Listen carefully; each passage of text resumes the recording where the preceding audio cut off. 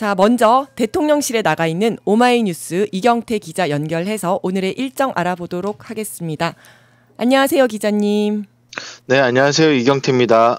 네, 먼저 대통령께서 귀국 당일 일부 변호사와 검사들의 사법 모독 행위에 대한 수사, 감찰을 지시했습니다. 일단 이 검사들부터 짚어볼게요.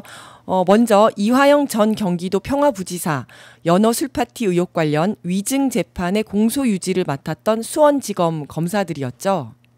네, 그렇습니다. 오마이뉴스가 25일 보도했던 내용인데요.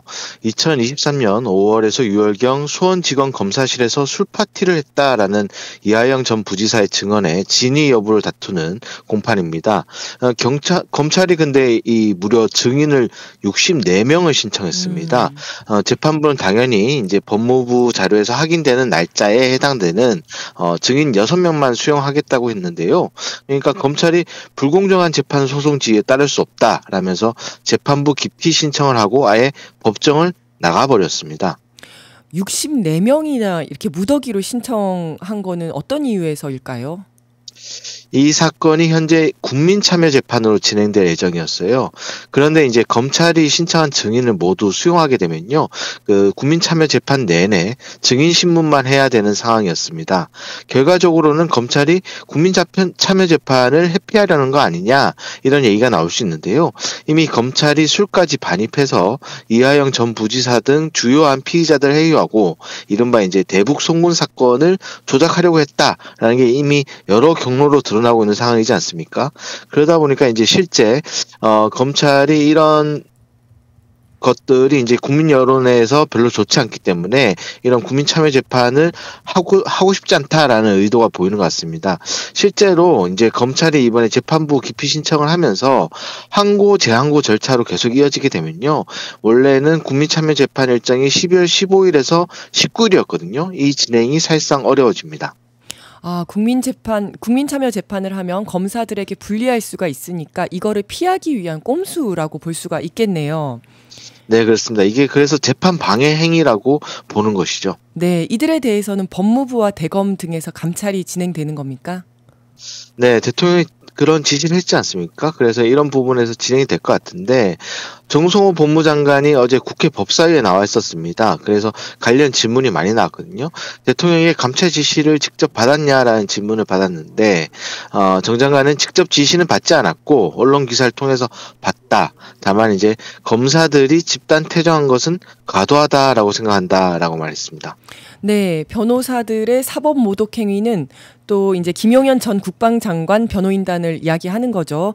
재판부 퇴정 명령에 불응해서 감치 선고를 받고도 석방 후에 유튜브 등을 통해서 이진관 판사 등에게 막말과 욕설을 쏟아냈었죠. 맞습니다. 이하상 권우현 변호인입니다.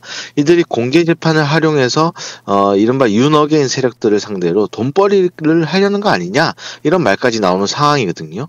그래서 이제 법원 행정처도 이들을 법정 모욕, 명예훼손 등의 혐의로 고발 조치했고요. 대한변협도 징계조사에 착수한 것으로 알려졌습니다. 이런 상황에서 대통령이 수사 필요성을 언급한 것이라서요, 그 수사 진행 속도가 더 빨라지지 않을까, 이렇게 생각해 봅니다. 그런데 이런 상황에서도 김용현 변호인단이 반성한다든지 하는 모습은 보이지 않고 있는 거죠. 네, 그 문제의 두 사람이 직접 나서진 않았는데 함께하고 있는 변호인단이 있습니다. 이들이 어제 직연 재판부에 가서 이진관 부장판사의 재판 진행 방식을 비난하더라고요. 유승수 변호사, 김진희 변호사 같은 분들인데, 이분들이 또 언론이 재판 상황을 악의적으로 편집하고 있다, 자신들을 난동을 부리는 사람처럼 보도하고 있다라고 재판 중계 중단을 요구하기도 했습니다. 하지만 이제 이진관 부장판사에 대한 막말, 욕설 이런 것들은 본인들이 유튜브를 통해서 했던 것들이라서요, 좀 납득이 되지 않는 주장이기도 합니다. 네, 그런데 이게 귀국 7시간 정도 뒤에 나온 대통령의 첫 공개 지시인데요. 7박 12일의 순방 일정이 빡빡했을 텐데 대통령께서 직무를 정상적으로 보시고 계신 건가요, 그러면? 네, 어제 변호사님께서 이규현 홍보수석에게 직접 들으셨잖아요. 네. 귀국했는데 집무실에 오셔서 직무를 보겠다고 하셨다, 이렇게 그래서 귀국 후에 휴식을 취하기보다는 진짜로 그간 챙기지 못했던 현안들에 대한 보고를 받았던 것 같습니다. 제가 그간 대통령실을 출입하면서 받은 느낌은요, 대통령이 뉴스에 굉장히 민감하게 반응합니다. 대통령이 핸드폰을 손에서 놓지 않는다라는 말은 성남시장 때부터 들었던 것 같은데요. 그만큼 여러 경로를 통해서 뉴스와 민원 등을 듣고 있고요.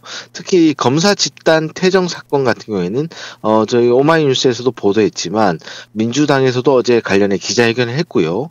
그리고 KBS 등에서도 주요하게 보도가 된 바 있습니다. 네, 그러면 오늘도 쉬지 않고 계속 일을 하신다고 봐야 되겠네요. 네, 그렇습니다. 통상 대통령실의 루틴이 있거든요. 화요일에는 국무회의, 그리고 목요일에는 수석보좌관 회의가 있는데, 오늘 목요일입니다. 대통령이 수석보좌관 회의를 주재할 예정이에요. 그래서 이제 순방성과, G20 정상회의 참석 및 3개국 방문 관련해서 보고를 받고 이 순방 성과를 극대화하기 위한 어떤 또 대통령실에서 준비한 내용들을 보고받을 것으로 보입니다.